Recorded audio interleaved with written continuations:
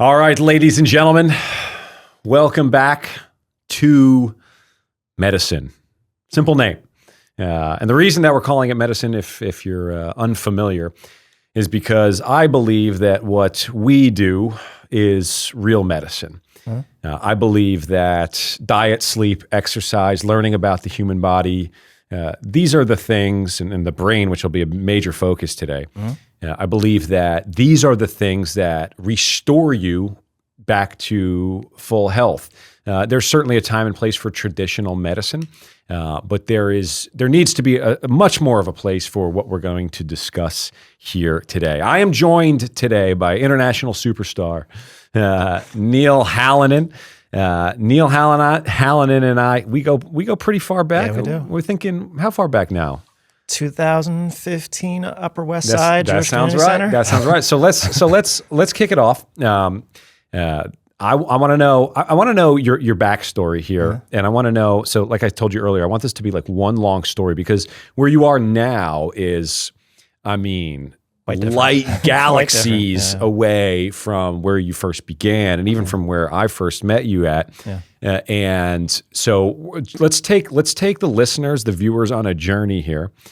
From I know nothing, I'm just experiencing life like everyone else, and then a lead domino falls, and now where we end up where we are. Talking about frequencies and rhythms. Frequencies and rhythms and posture and yeah. Stay tuned to the end. We'll be there. Yeah, frequencies and rhythms.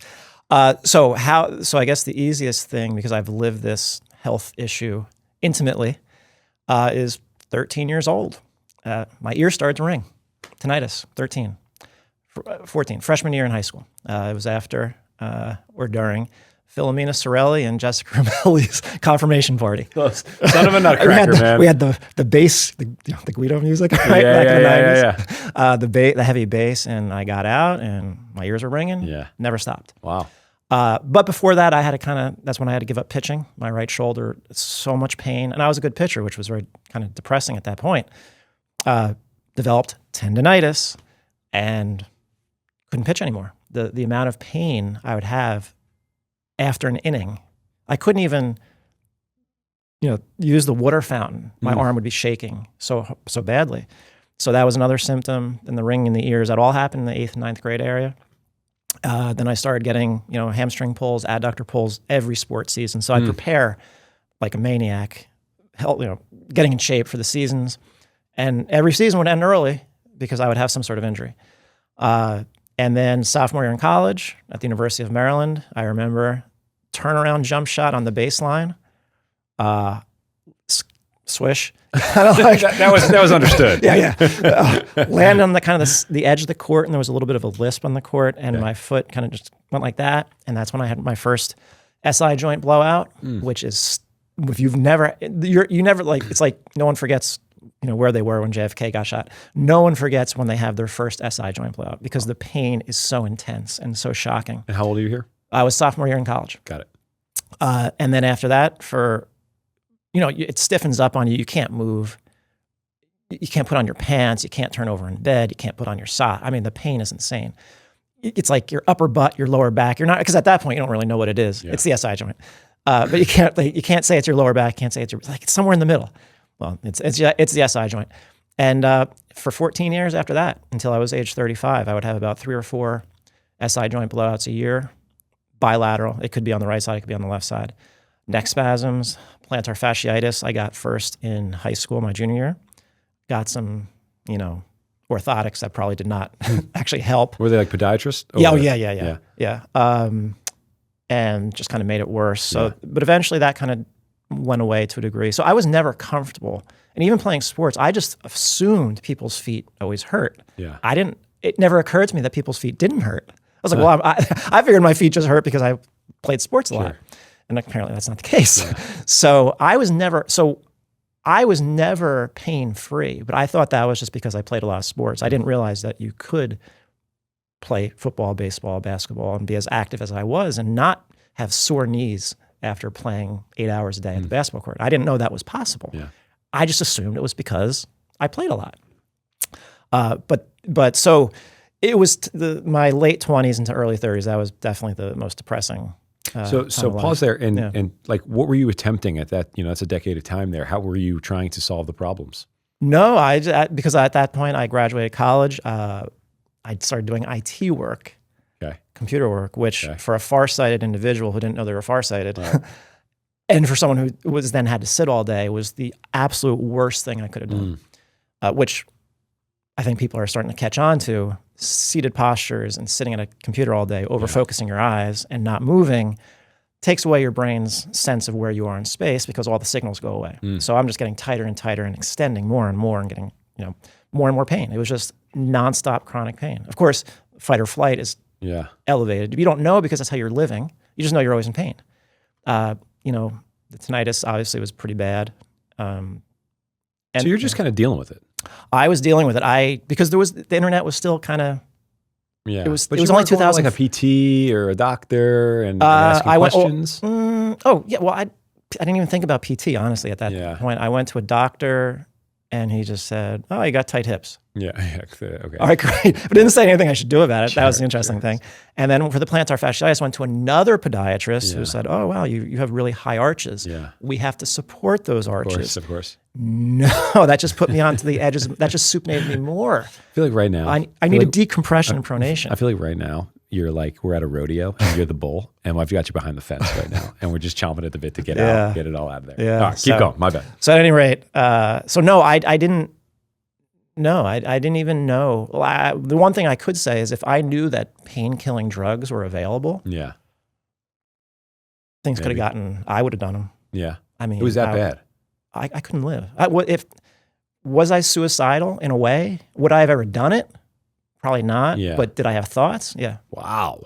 Because I couldn't imagine living until my 60s or 70s or 80s like that. In my mid-20s. I couldn't. All of my normal functioning was not functioning. Yeah. So it wasn't just the physical. It was, I couldn't have relationships. All my friends are meeting girls, getting married. Of course.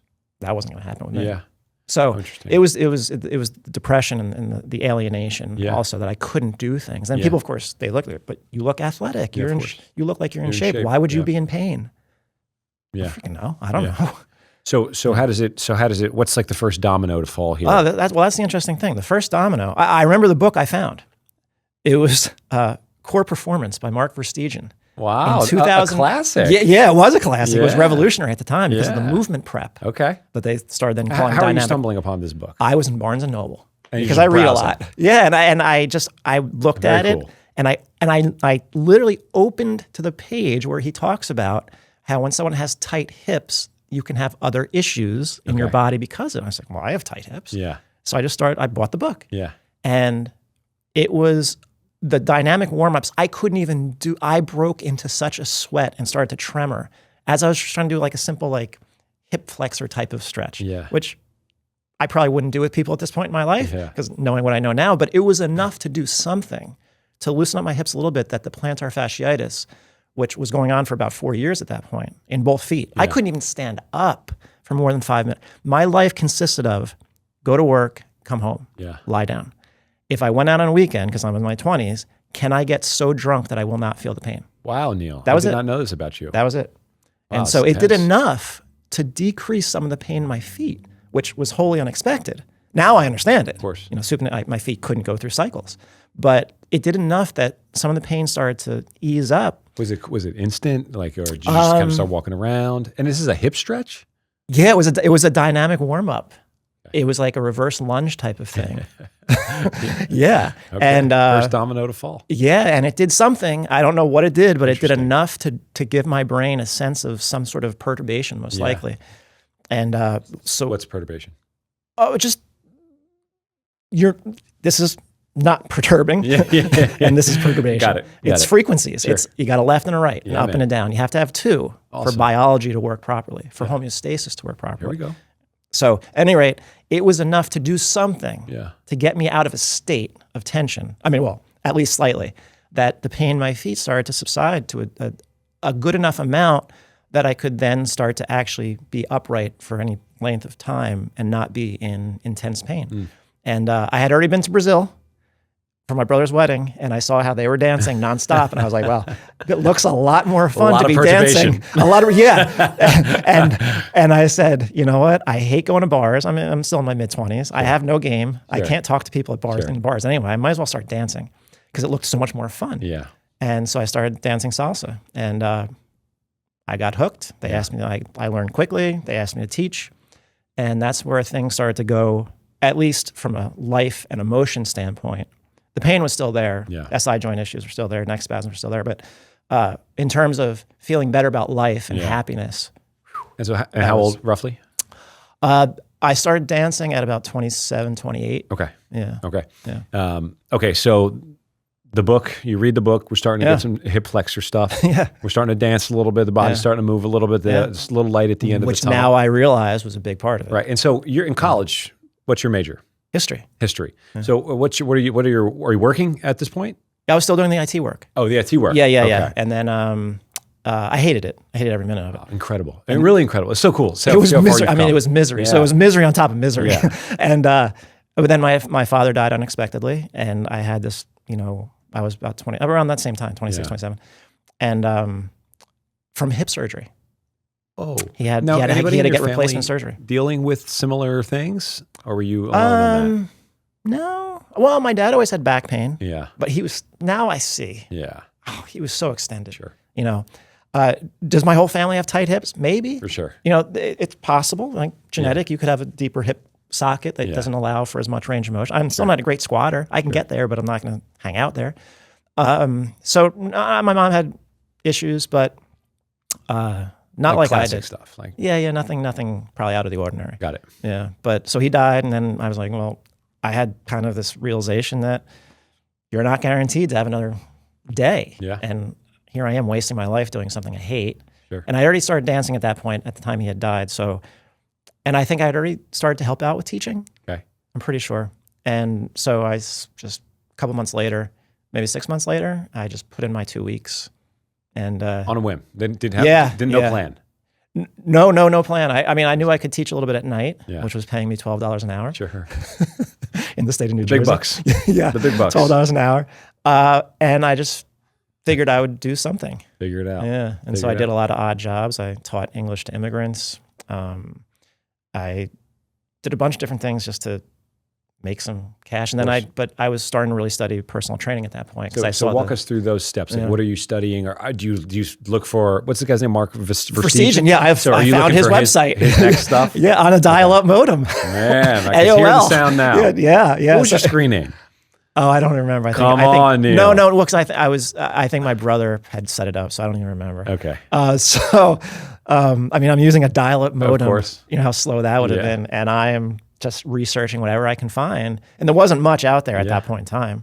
Just his website, and he's talking about hip flexors and abductors and adductors. I'm like, what the heck is an abductor and an adductor? I didn't know. Still working on that. It still took me a while to learn. And so I said, I saw the connection between the hips getting a little bit more mobile and the reduction in my foot pain. So I said, and I was always into working out. Yeah. And I was always athletic, so I just started to kind of put my mind towards that. And I just studied whatever I could, and then eventually I got ACE certified, and then CSCS. Yeah. And so at some point, did it become the plan to be a trainer? Yeah. At some point, I just I got to do this. Yeah. Okay. Yeah. And were you seeing clients? Did you? I worked at a gym at first. I had about 2 clients for the first year. Cool. What was that like? And I was a floor trainer. So talking about you have to humble yourself. So you're approaching people. I had to approach people. I had to clean up weights. I feel so bad for those guys who are out there doing that. I go to Equinox and stuff, and I see them kind of lurking in the back. They're like psyching themselves up to go say something. Yeah. It's like doing cold calls. I know, it's tough. It's sales, tough. yeah. So, and now everybody's got their headphones. I don't know if they were doing headphones back then. No, they were not. Everyone's kind of in their own world. Yeah, that's a tough job. Yeah. Yeah, so I worked at a gym. And it's interesting, I didn't get busy until someone asked me to fill in for a group fitness. And I was like, I don't have any. The only music I have is Latin music, salsa and Brazilian music. Like, just do it. Flip it. And they liked it. Yeah. And so they great vibes.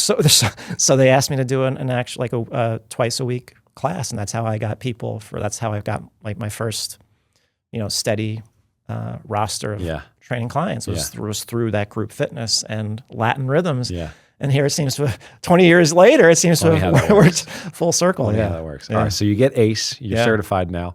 Yeah. You've exhausted the dial-up modem and Mark Verstegen's database. That got exhausted pretty quickly. Database for sure. And okay, so where are we moving now? When are we starting to get like enlightened here? Well, so then I started reading the people that were kind of the big. It's a vast world. So in the world that I was reading, the people with the big names at that point were like Mike Eric Boyle Cressy, Cressy, Mike Robertson, Mike Boyle, This is the early 2000s kind of? Yeah, so I probably discovered them 2010, 11, 12, somewhere in that area. Perfect. Because that's where that's when they were, Cressy was killing at that time. Yeah, because they were writing for T Nation. And I was reading everything on still exists. Yeah. So I was reading everything on T Nation. Throwback, man. And they started talking about they were trying to meld physical therapy, Shirley Sarman's stuff with training. Yeah. And so I thought, wow, all right. So that matched my experience of hip flexors and feet. So it made sense to me. And then what was so interesting was they found postural restoration. Yeah. Do you remember how that first popped on your radar? They mentioned it in their blogs. They said it was the best. Who, though? Oh, Cressy and Robertson. Cressy and Robertson. Okay. Yeah, they were talking about it, and some others, and they were talking about it like it was the best money they ever spent. I remember, you know how many people used to do the sleeper stretch? Yeah. Oh, I used to work in baseball. Right. And I talk a lot of people off the ledge on that one. Yeah, and I remember like Eric Cressy's blog said something like, I'm paraphrasing, obviously. Yeah. He's like, I saw someone gain 50 degrees of shoulder internal rotation by blowing up a balloon or something like that. Yeah. And I'm like, oh, that'll clickbait you a little bit. Well, yeah, but the funny thing is, at that point, I was so into weights. Yeah. I was naive and I didn't know anything. Of course. So I investigate postural restoration. I must have looked at their very basic website at that point, and I see a video of Ron Huruska. And I'm like, but he doesn't look like he lifts weights. So what could he possibly know? Sure. I was so naive. I was so judging. And that's this whole industry, especially fitness. Yeah. Famous last words there, huh? Oh man, I was so naive. And I'm like, and they talk about breathing a lot, but who cares about that, right? Yeah. And I was like, what can he teach me? Sure. Oh my God. But and it's just what you realize is so much of this industry, the fitness industry and training industry and rehab industry is about what people look like. And people will trust a 26-year-old straight out of PT school if he looks good. Just load him up. Just keep squatting, keep deadlifting. Yeah. But they won't look at someone who's 60 and literally was working with Vietnam veterans who had legs blown off. And he had to prepare their nervous systems for prostheses. Yeah. And he was working with stroke patients and seeing what they couldn't do. And saying like, why is the right side of their wheelchair always more worn down than the left side? Oh, interesting. You know? Do you know what a sacred cow is? Have you heard that term? Yeah, I have. Yeah. Sacred cow is it's something that you don't question. Yeah. Right. I know West Virginia is better than Maryland. Right. Well, they are. They were at least for a long time. I don't question that. Right. But it's just something that you hold this belief. Right. Yeah. And a sacred cow, I think fitness is one of them, right? Where people they're not questioning that they don't know what to do. They you go to a gym, 90% of the people are doing it on their own, which for them, there's no question. Yeah. For us, that is an abomination. Like the egregious violations of the human body that you're committing. Like you don't, what you don't know, like we're talking literal tip of the iceberg. Like there's an unbelievable amount of complexities that are underneath it. Yeah. I fell into the same kind of trap coming up. And so I feel it's the same way where it's just like, you look at somebody, you're like, this guy doesn't know. And here we go. Yeah. I think back like, and probably what, the things that I might be discussing today with you, to be fair and honest, if someone had told me this 20 years ago, you're telling me this tooth could have caused that plantar fascia, you're gonna be kidding me. Yeah. Maybe, but I was always an open person, so I can't say that for sure. You're providing great teasers for the end of the video. Yeah, or the fact that you're farsighted was actually the biggest problem, and you didn't know you needed glasses. Major deal. That's your autonomic nervous system. Okay, so let's keep it moving. Let's get to those things. So you discover PRI, Postural Restoration Institute. It's in Lincoln, Nebraska. I've been on this podcast saying that that was my bachelor's degree, as I assume much like yours. That's how Neal and I connected. Yeah. So you see it on Cressy's and Robertson's, and I remember seeing it on their blogs as well. And you're on their website, you see Ron. You take a class first? Are you reading blogs? You just, I didn't. How does That's it go? the thing. I hesitated for like about 2 years. Okay. And then eventually I was so messed up. And I used this picture of myself so many times in different videos where I'm just all jacked. Yeah. And my pelvis is completely, Sure. I can see it now. I looked, We'll put it up. I looked sick. I looked not healthy. I looked horrible. Yeah. That's how I was living. And for continuing education credits, PRI showed up. And so you must have just seen it a bunch of times. Yeah, and and you I was eventually were like, yeah, and I saw we go. myokinematic restoration about the pelvis, the lower back, the pelvis, and the leg. I'm like, well, I know I have a pelvis problem. got it. So I took it. Screw it. And the moment they said, "Oh, by the way, you're not symmetric," Yeah. I said, "Whoa. Wait, why have I never heard this before?" Yeah. You took it in person? No, on a DVD. Yeah, I at remember. home. Me too. And within 10 minutes of them saying or describing the typical left AIC patient has hip flexors on the left that will not quit, I was like, "That's me." Yeah, ding, ding, ding. Asymmetry? You're wait a minute. We're not symmetrical? Yeah. So tell us about the asymmetries. Well, at the most basic level, physically, the right diaphragm and the left diaphragm are not the same. And it's not even close. That's the thing. It's not when I went to Body Worlds and I actually saw and I took that picture, and that picture got ripped off and spread around the world. Did I rip that off? Is that you? I use it all the time. The cross section of the diaphragm. That's my picture. That's your picture. Yes, I got that from Body World. I broke the law to take that picture. I will give you credit henceforth. Yeah, I'm going to show you too. It got taken by so many It's different people. It's like the straight down shot. Yeah, that's me. That's yours. That's mine. It's a great picture. I know. That's why I took it. That's why I am so law abiding. And I was like, I have to see this You are picture. law abiding. Just for the people at home, I'm going to try to do this good. This is the picture. Let's see how good I do, right? Yeah. So that picture's mine. Yeah. And when you see the difference in the size of the two diaphragms, you're like, how does no one talk about this? Undeniable. And only Postural Restoration did. So everything goes.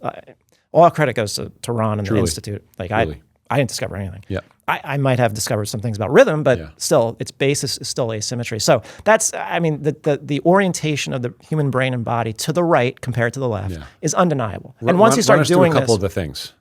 sorry? Run us through a couple these anatomical asymmetries that people may not realize. Besides obviously diaphragm, significantly bigger and more leveraged on the and then right. you got the much bigger liver on the right side. Yeah.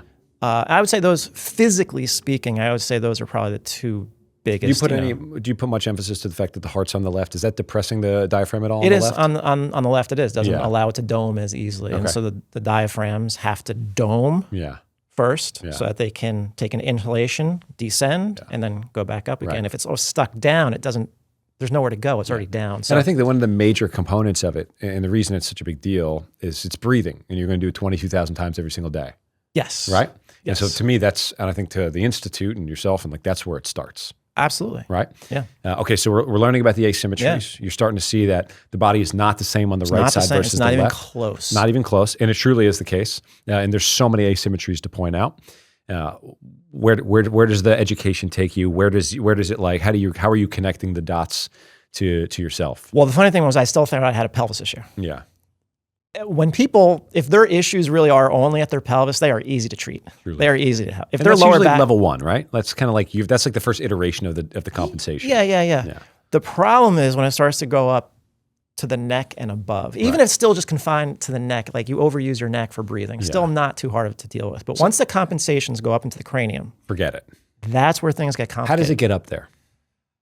Well, the neck, it's going to keep coming back to the neck. Yeah. Once you're shifted over to one side, Yeah. the right side, and you're no longer getting onto your left side appropriately, Yeah. to your brain, you're still just on your right side.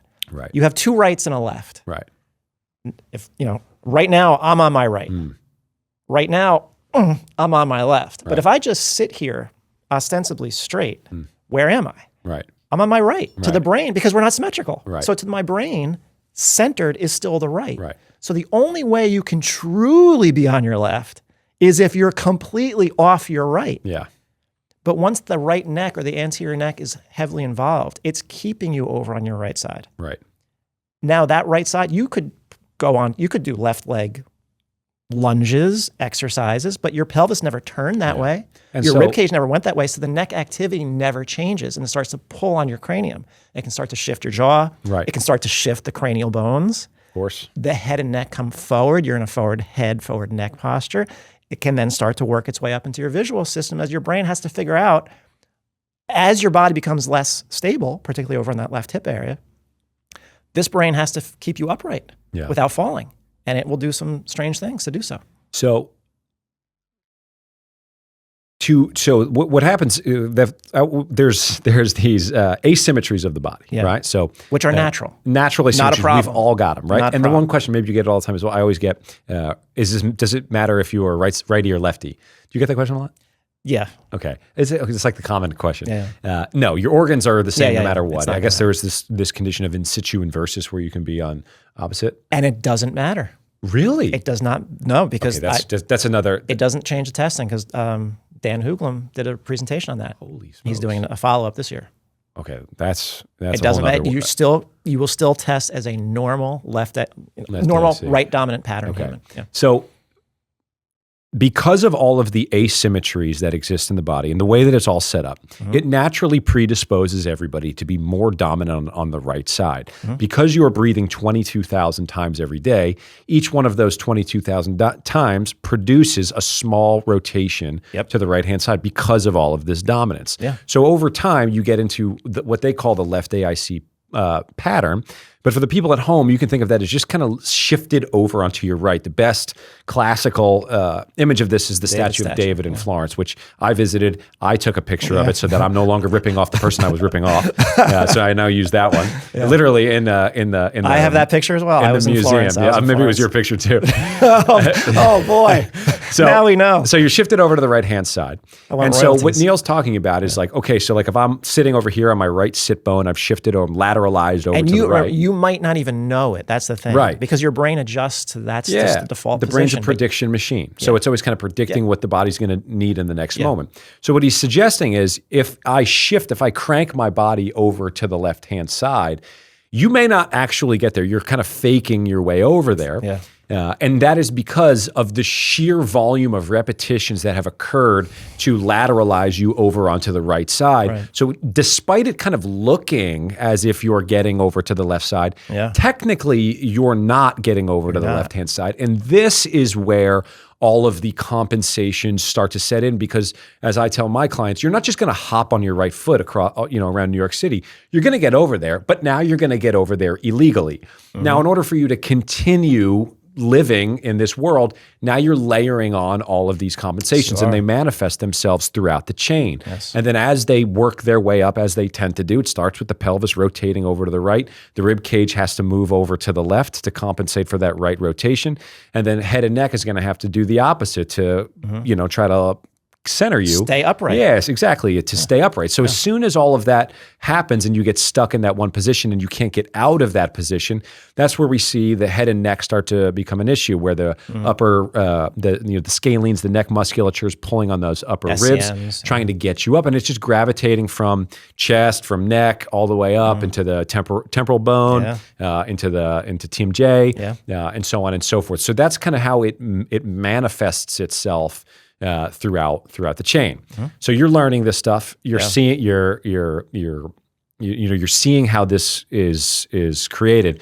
How are these obviously, and I think these are the people that always learn it the best, is they're applying it to themselves or somebody they care about. And so how are you starting to apply this? Are you having big aha moments yet, or is it slow out of the gate? As PRI typically is. It's going to be slow for anybody. It's very dense material. It's insanely dense. Yes. You really have to stick to it. And it's cryptic too. Like they don't make it easy for you. No, they don't. They don't make it easy for you. You go back and take the course for the 6th time after you've gotten all the way through it and you're like, what? I wasn't even taking this course the first time. Yeah. So the interesting part was just doing some of the basic stuff, which obviously to the average person is not basic whatsoever, but now you look back, it's pretty basic. That was enough to actually diminish. I never had another SI joint blowout like I had been for 14 years. Just how quickly did that happen? That happened really fast. And so what are you doing, 90s? I was just doing PRI stuff, yeah. I was doing everything. Yeah. Now, again, knowing what I know now, Yeah. I would have said, we're not going to do this yet. Right. All right. But I was doing it. Yeah. Right? It's like I didn't know about anything above the pelvis. Yeah, just kind of patchworking it together. Yeah. So I just did every technique I could find in the manuals. Yeah. I just tried everything. Yeah. And it was enough to get something to change in my pelvis. Yeah. Because I remember the first time I changed something, and I was at the gym and I felt something change in my pelvis, and I just stopped. And in my mind, I'm like, oh crap, what did I do to myself? I was waiting for the pain. It was like palpable. You felt something happen. Yeah. And okay. I was waiting for the pain because I thought I blew out I thought I did something, and the pain didn't come. I'm like, all right. Because that's what used to happen. Once I'd have a twinge of a neck spasm, I'd stop, and maybe it won't spread. It was always too late. So I would stop. I felt something when I was doing what I was doing at the gym, which was kind of a PRI technique. And the pain didn't come. So I started walking around a little bit. And I honestly felt like back then, Gisele Bündchen on a runway. Yeah. Like my sense of my hip movement was like, it must look like to other people I'm a Victoria's Secret catalog model with this exaggerated. It was probably moving the slightest bit, but to my brain that had never experienced movement of a pelvis, I stopped a few times on my way out of the gym to see if anyone was staring at me because I didn't know what it was like to have a body that could actually move at the hips. So that was just, oh my God. I was already sold, but I was even more sold at that point. And then I kept working on stuff, but other stuff wasn't really clearing up. And then I would just take course after course after course. I still knew this was the thing. Yeah. And then eventually I was at a course up in Connecticut, and I was asking the instructor a question, and she looked at my face and my crossbite, my teeth, Lori Thompson. Okay. And she said, yeah, you might need to take the head and neck course. Okay. Like, neck course? I didn't even know that existed. I thought this was a pelvis issue. Yeah. And so... You knew enough now to be like, okay, but it seems like, because I always thought the cliche thing is everything's connected. The whole body's connected. But you don't really understand the depth of it. No, you don't understand you get the depth here. of it. And so are you approaching that new level of understanding of like, at that point, they're all connected? Yeah. No. You're still kind of in that normalized world, the muggle world for Harry Potter fans. Well, I probably had more of a it's all connected understanding than the average trainer, Sure. But still up here. Got it. No, I was like, I didn't even know the neck course existed. Got it. But no, Okay. no, unfortunately, no. All right, so she suggests you take the neck course. And so I did, and Ron used me and this is where we met. Yeah, this is where we met. And the famous incident was when Ron used me as a torsion example. Yeah. And took the little $5 mouth guard, put over my bottom teeth, had me stand up. I put the first foot down. I was fine. I went to take a step with the other foot, and I almost fell. Let me tell this story from my perspective, because this is where we first intersected. New York City, Upper West Side, I believe it was the Jewish Community Center that we went to. And it was, what was it called back then? Cervical Revolution. That was what it was. That was the first Cervical Revolution. Yeah. Okay, so I was excited too. I don't even know how I ended up in that course. Yeah. Like I was kind of, matriculating my way through the material as well. And so he's talking about the head and neck stuff. And I was just I was in the front row. I always sat in the front row. I wanted to get like all the information. I'd want to make sure that I was locked in. And I remember just being like, I don't know what this guy's talking about. Like this is way That is the out most there. complicated course. Yeah, and I think it was the first time I had a course with Ron. Okay. All the PRI people out there are snickering right now. They're like, oh, of course. So I'm taking this course and I don't really know what's going on. And eventually he calls somebody up to the stage, like a magic show, like truly. Yeah.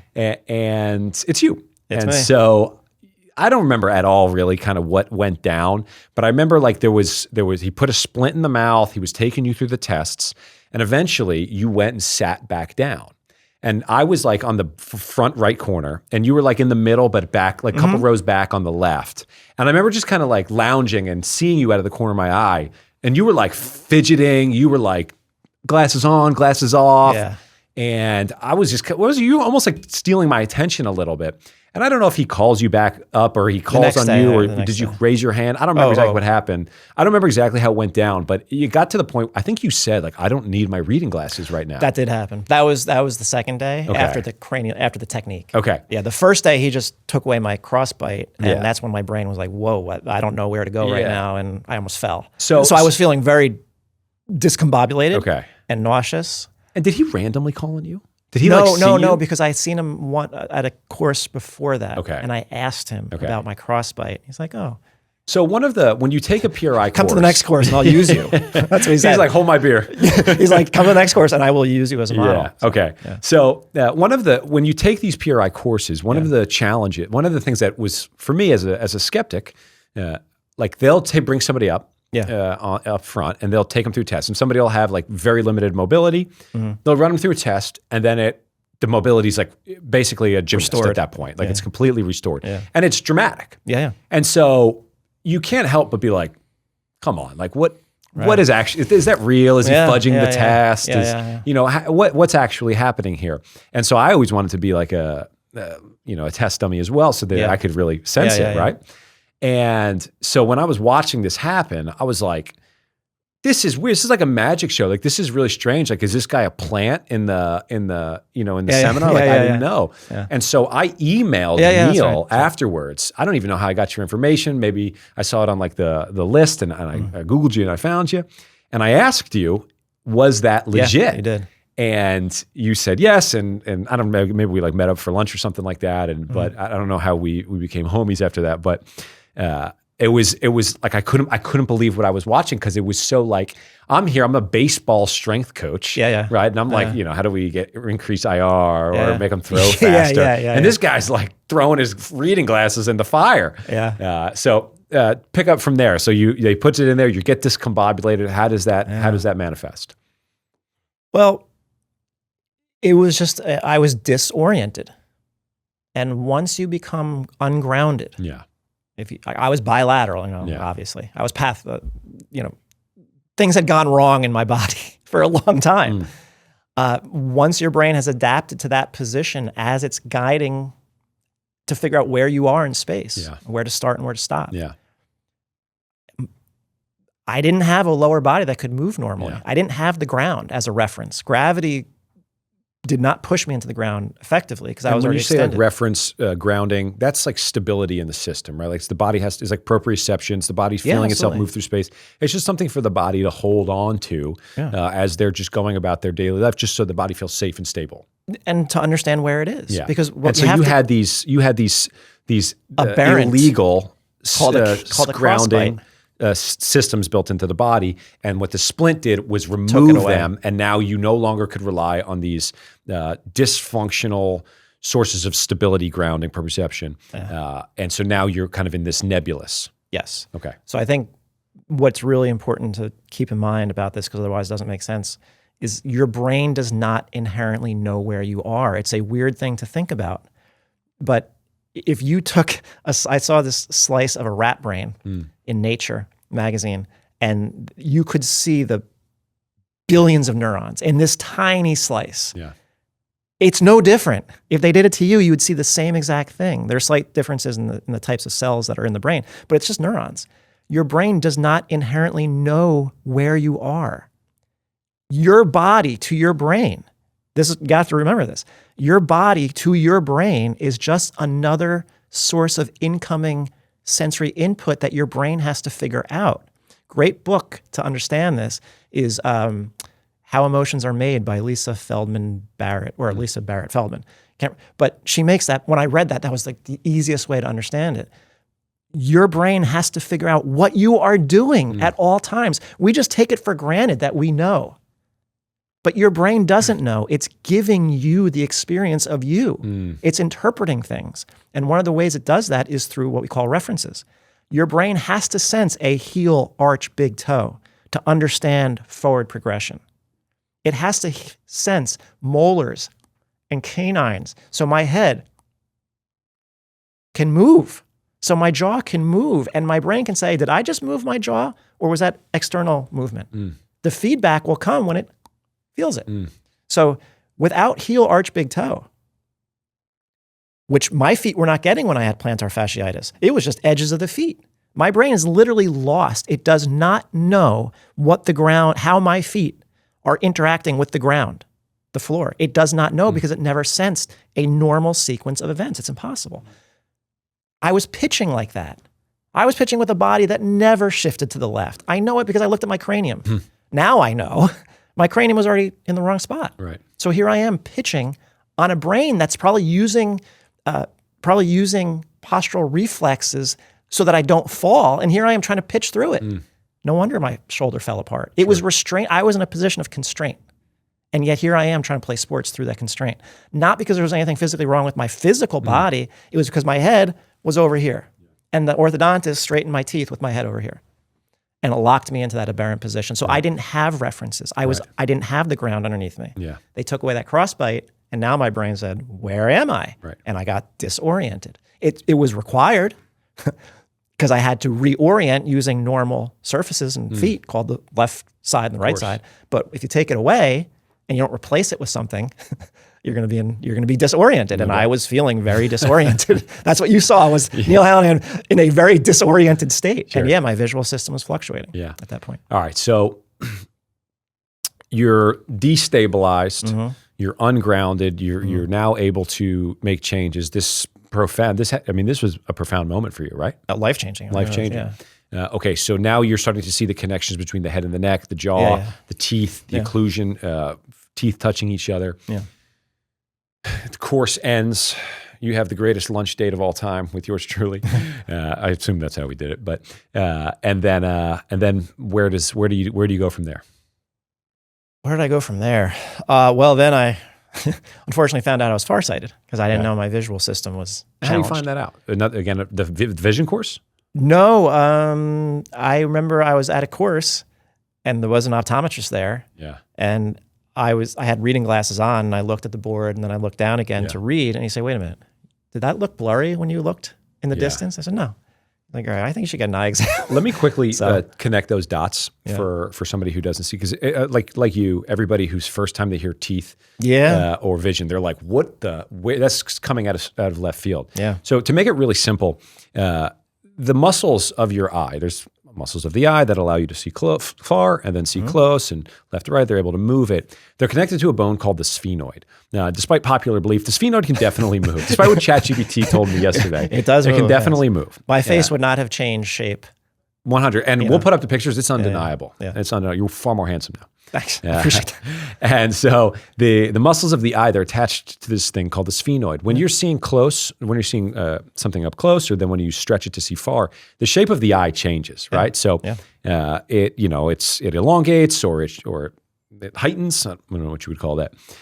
But so the shape of the eye changes. So if I pull back on the sphenoid, I'm pulling back on those eye muscles, which is going to change the shape of the eye. So the type of vision that you are having, and particularly left versus right side, could be a result of a sphenoid pulling and changing the shape of the eye. Now you're farsighted, or you're nearsighted in one eye. Or now you have both. more astigmatism. Correct. My astigmatism has decreased. Yeah. Because I have my optometrist has kept my records. And the crazy thing about all this is that it all started from the hip and the breathing and the asymmetries of all of these things. And it just slowly worked its way up as the body was trying to find a pattern by which to live this life. Yeah, I have a feeling that my symptoms were more top down. Okay. Yeah, the asymmetry is already there, right? But because for whatever reason, my head ended up in a tilt. It might have been I didn't know I was farsighted. Yeah. As a kid, they didn't test you for that. Yeah.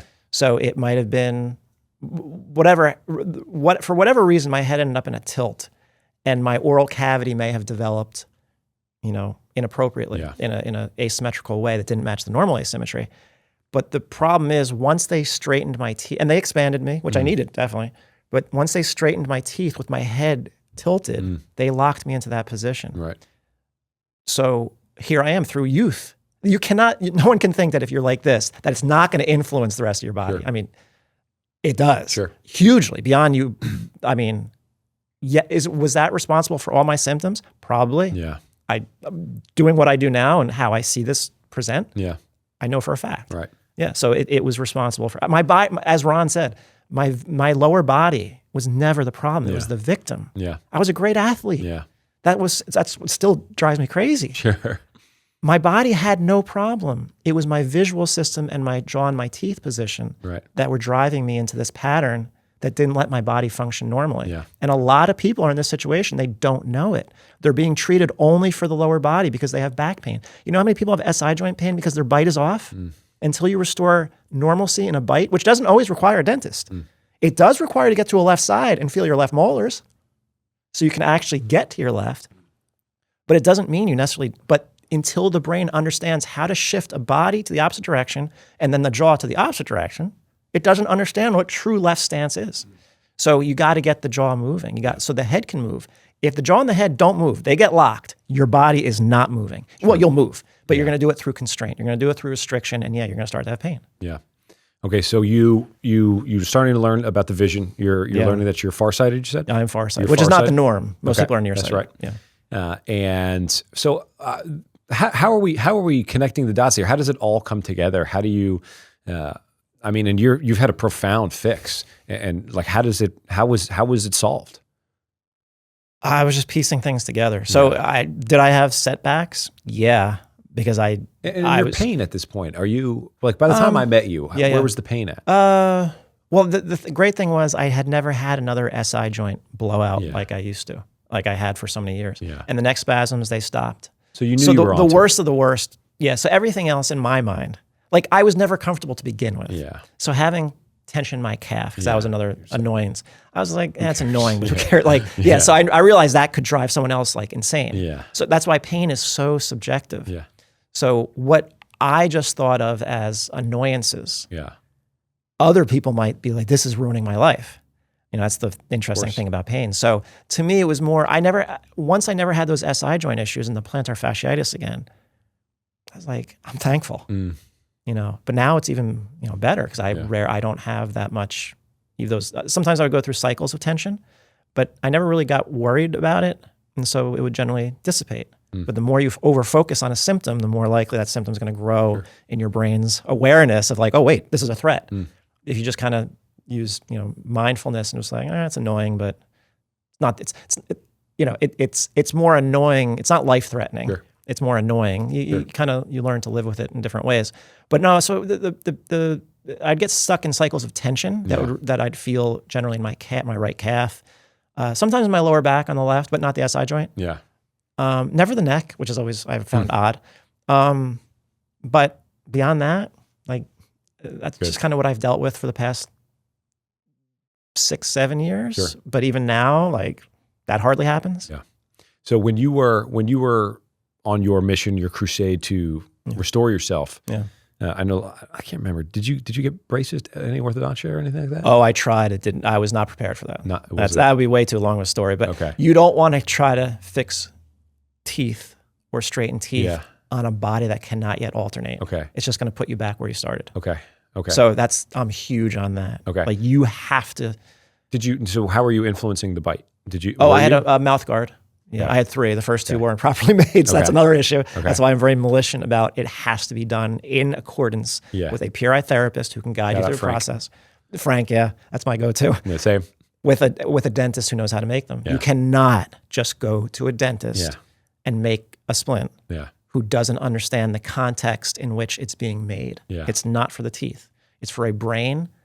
It's for a neck to let go, to relax, so the head can center itself through sensing molars and canines. So that head can center itself, so now your body can actually get to the left and rediscover the ground underneath both feet. Yeah. So all your sensory inputs, your visual system, your periphery, your jaw, your molars, your canines, your hips, your diaphragms, and your heel arches and big toes can all start to align properly. Yeah. So your brain can literally refine where you are in space. Yeah.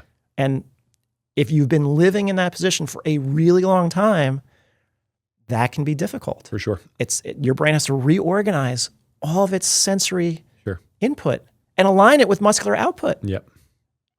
And you don't want to stop moving. You don't want to stop lifting. You don't want to do all these things. Yeah. And you might be, delaying your ability to improve yourself. Sure. That's another conversation. For sure. But yeah, it's all about reintegrating neurosensory brain, sensory input with the proper muscular output. Definitely.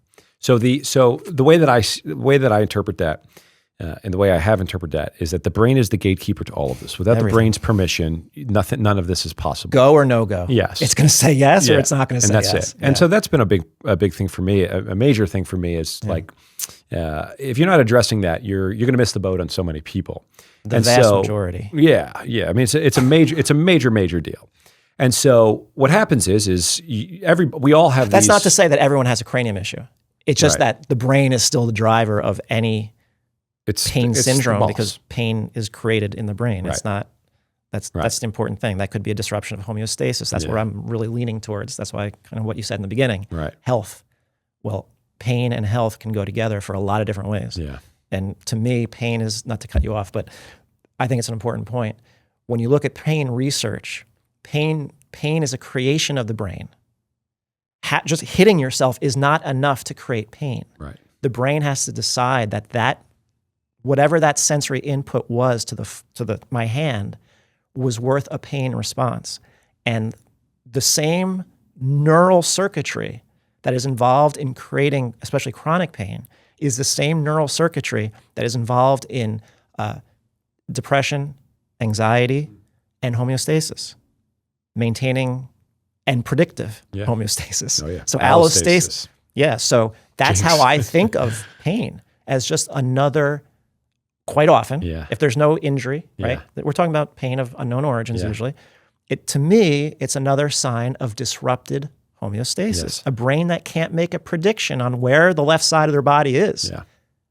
That's disruptive. You can't balance your nervous system, right? Because you don't have both sides of your diaphragms. Yeah. So to me, we're still when you're treating pain, you're treating the autonomic nervous system. If there's no injury and there's no, you're not sick with cancer or something like that. Yeah. But we're talking about pain that, of course, where's it coming from? Yeah. Right. Okay. So to put this in a box. Yeah. What we're saying here is that your body, legally or illegally, functional or dysfunctional, the body's going to create these strategies to live your daily life. Uh-huh. And these are just strategies that you adopt over a long period of time. These were the strategies that you had adopted to create and to pitch and they were dysfunctional, right? To say the least. And so they worked until they didn't work. Yeah. So let's just, these are your stabilizers. You're stable in your world. You've got these go-to muscle memory patterns, right? Yeah.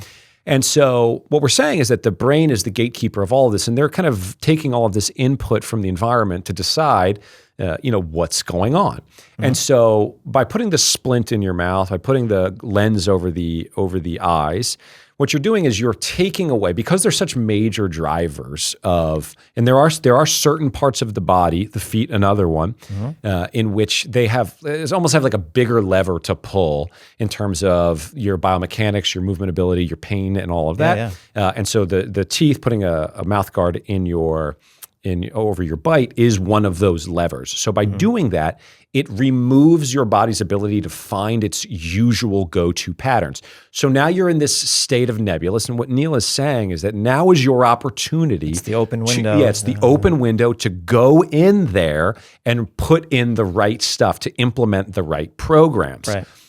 So that's what the splint, among many other things, did for you. And that's what PRI, the Postural Restoration Institute, and their science has created is open the window, and here are the things that you can do to restore the body's natural quality, functional movement. Right? And so the last thing that I really want to get to is the brain's side of it, because this is like, I mean, it's disgraceful that we only have a few minutes to even talk about it, but we've got to hit it, right? And so the brain being the gatekeeper of all of this, what we're saying is that without its permission, if you have pain, if you have chronic pain, idiopathic pain that's been lasting a long period of time, your brain is integrated into this process. It is, no matter what, it's the driver.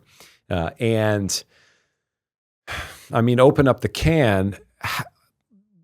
What do we do about that? How do we deal with a brain that is? But you got it. Oh boy. Yeah, seriously. How do you deal with a brain in 6 minutes or less Specifics or? I mean, as specific as you can be in 6 minutes or less. Oh my goodness. Well, I think the easiest things you can start to do. Take us home here, Neal. Is think of natural. What's natural to the brain and body and what's not. So without understanding anything about postural restoration or about the visual system, the jaw and the teeth, how did humans exist? And I'm not talking about going barefoot when you're walking, because I'm pretty sure Eskimos don't go barefoot. So that's just a ridiculous argument that humans didn't always wear shoes. Sure. I'm pretty sure they did once they were in. I'm pretty sure once they were in colder climates, unless they want frostbite. Right. So, I'm not even going to address that. But how would a human brain and body have evolved before the modern era? There definitely would have been more movement involved. There would not have been sitting in chairs for large portions of the day. There would have been more outside time. So our brain loves a few things. Well, you can narrow it down to one thing: natural settings. What does a natural setting give you that an office does not? Variability. Ground that is uneven. Flat floors are threatening to feet that have arches. They're threatening to feet that have no arches.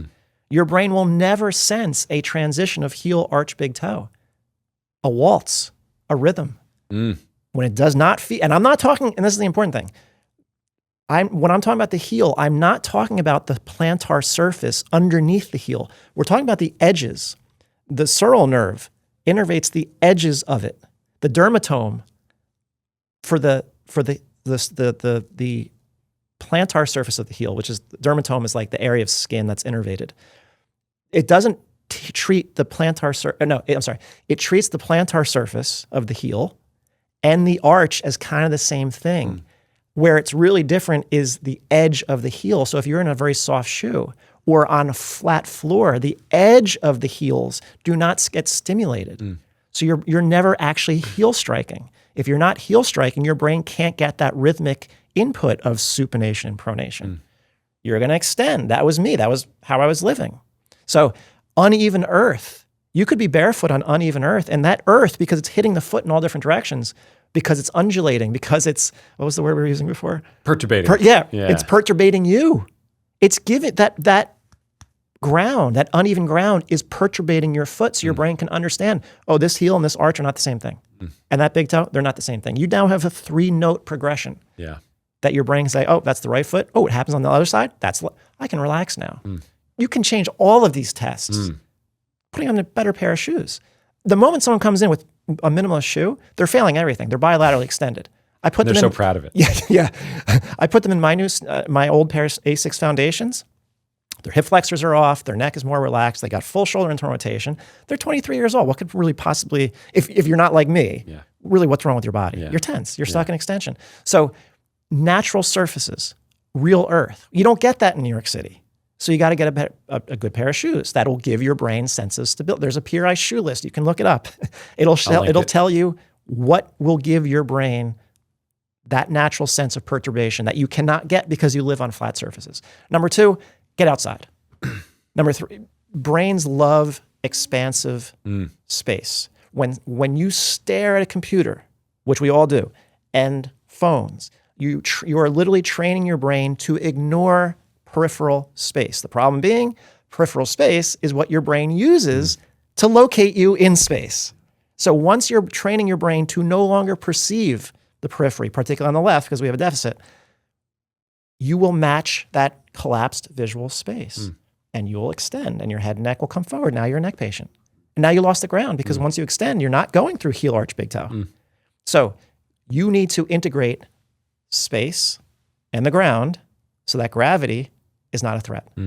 So natural settings, get out more. I mean, you're in Manhattan, it's tough, but you got to get out, you got to get to Central Park, and you got to get your arms away from you. The more your arms are in a typing position, this is how, anytime someone who does IT work comes in to see me, they walk the same way. They walk the same way that they type. When you bring your hands in, the neck goes up. And this is how they walk. No rotation going on. Their legs move, but the body just is like this. They need space expanded. They have to stop neck breathing, and they need a better pair of shoes. Otherwise, they're just going to go right back into extension. Sure. So natural settings. And again, I'm a huge proponent of rhythmic music because your brain, it's not even the motor system or the auditory system, it's the auditory motor system because they're so tightly coupled. The moment you are hearing rhythmic music, and I'll just give a hint, it cannot be of the genre of mumble rap or trap beats. Yeah. And that's a very long discussion. As long as it's normal music where you can, and it's not an aesthetic thing like, oh, this doesn't sound good. That's not what it is. I got some YouTube videos to link to. Because I've already shown you this, by the way. You will tighten up. If it has a clear downbeat and an upbeat, so it's easily countable, 1, 2, 1. Your motor cortex, all of your motor systems, the cerebellum, the basal ganglia, the motor cortex, the premotor cortex, the supplementary motor area are all active. And it whether you're moving or not. So the moment you're hearing music, your brain is moving through space, even if you're not physically moving. That's why you can change these tests. You can change people's range of motion using the correct music because it's simulating, or they don't know why. That's where I come in. But they don't know why, but the motor system is simulating something. The point being that you're moving, even if you're not moving, the moment you're hearing a rhythm, because that rhythm is moving. It's a succession of auditory events that your brain can track. And some are low and some are high, and they alternate, just like a right side and a left side. Sure. So music, rhythmic music. I think I actually thought of this prior to coming here, was that we were going to need 2 hours. Yeah. Confirmed. Yeah. So if you'll at some point be back in the city, I would love to. lug your way out here, I think we'll have a full brain one because I think that is, it's near and dear to my heart. I know it is to you, obviously. I mean, crazy. But to wrap this thing up, first of all, Neal, thank you so much for being here, for dressing so nicely. We've got a behind the scenes story on that for you as well. But tell the people where they can find you. I have a YouTube channel. Do I have a name of the YouTube channel? I think if you type in my name, I think it's Neal Hallinan. Yeah, it's probably just Neal Hallinan. And if you type Neal Hallinan, you're gonna come. I'll link it as well. Okay. I'll put it up and there. I have a website, but I don't really. Instagram. Oh yeah. All the socials, Neal. Yeah, Neal_Hallinan. That's pretty much it. I don't do much on Instagram though. We'll make sure it all gets linked. Neal, you are a breath of fresh air in this stale world. In this stale world. Thank you so much for being here. And that's a wrap.